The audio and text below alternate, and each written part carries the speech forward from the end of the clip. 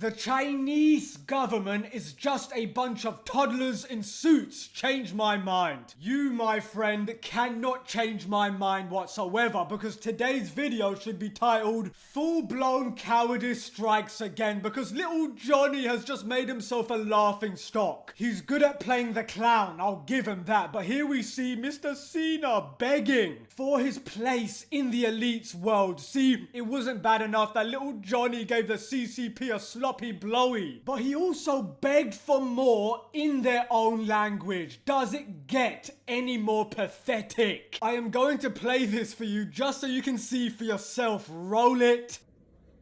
你好，中国，这是叫西娜。我必须说，现在，在《速度与激情》中，我做很多采访，很多，所以在一个采访，我有一个错误，所有人问我，如果我可以用中文，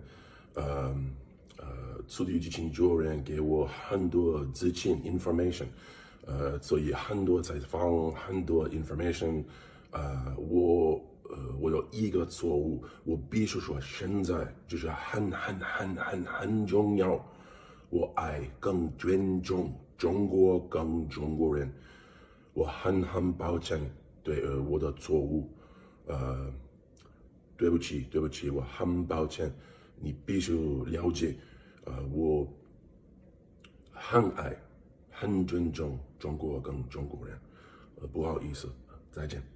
You know that the United States is done for when the so-called American icons bend the knee and bow down so hard that their butt crack is in full view to the public. See, Johnny boy, was it really worth it? You just took an arrow to the Chinese because you had an attitude adjustment. Anyway, let's read this article. John Cena grovels in Mandarin and declares his love for China after accidentally wading into the territorial dispute by calling Taiwan a country on TV. How dare he, while promoting the new Fast and Furious movie. See, ladies and gentlemen, this is an accurate depiction of someone selling their soul to the CCP. It really shows you that no matter how physically strong one can be, someone like John Cena's mind can still be oh so easily manipulated by tricks like a training gorilla. It's so disgusting how the entire world is turning a blind eye to China in the favor of money. Shut the up about injustice on the internet unless you're also trying to do what you can about China's evil behavior, because we are going to get more of their revolting behavior later on. Now, Cena was being interviewed for Taiwanese TV to promote F9, the new Fast and Furious movie. He said in Mandarin, Taiwan is the first country that can watch F9, which is 100% true, but the Chinese fans were irate that he referred to Taiwan as a country and not part of China. Here's a news flash for you, Winnie the Pooh. Silencing everyone calling Taiwan a country isn't going to make us forget that Taiwan exists, you honey-chugging douchebag. Now, it might work on Cena, but that's because he's taken way too many spine busters that he has no spine left. But for the rest of us who aren't corrupted by money, nah mate, that isn't gonna work on us. Go suck on a hobo's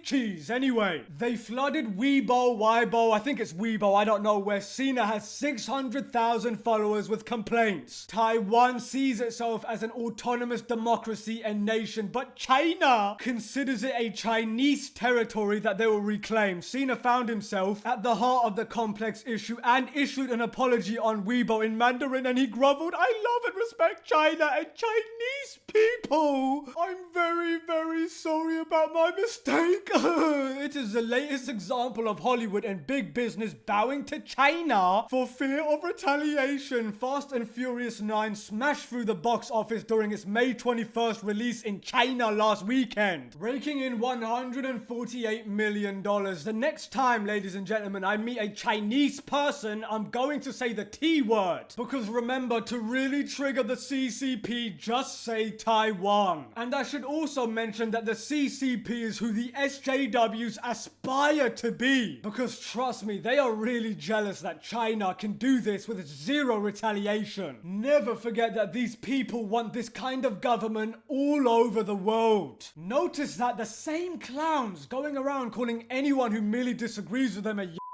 are saying nothing about China committing actual fascist atrocities. Now, we all know about those fun camps in China, but China was saying that camps were voluntary. Voluntary, really? When you're sitting blindfolded with a bunch of police and military surrounding you, I don't think that qualifies as voluntary, you scumbags. Nobody falls for that propaganda. Oh, and you don't need evidence that the fun camps exist. There are literally videos of people going into the camps. I mean, this isn't a conservative or liberal issue. It's a human rights issue. Maybe, just maybe, the masses of the world would set aside their political viewpoints and put human life first. But we all know that isn't gonna happen because there's so much money to be made in China. At this point, war with China doesn't seem like a bad idea. This country needs to be stopped because the amount of human rights violations is earth-shattering. Only spare the good people in China who have nothing to do with this and nuke the government. Because sooner or later, China will inevitably overstep their bounds once again. I think Taiwan will be fine because they are armed to the teeth. But it's the CCP's global ambition that really concerns me. Their authoritarian ways will be coming soon to a place near you if we don't fight back with overwhelming force. But if you want to know more about China's heinous misdeeds in an entertaining manner, check out the YouTube channel China Uncensored. It's jam-packed with stuff that barely anyone reports on. Anyway, look, it's sad to watch President Xi, aka Winnie the Pooh's downfall. I really feel he fell into the wrong crowd after leaving 100 Acre Wood. You know I had to throw in a Winnie the Pooh joke in there, but look, David Rockefeller said that China is the model for the new world order. Everybody should think about that for a while, and on that bombshell, have a good day, Mannix out.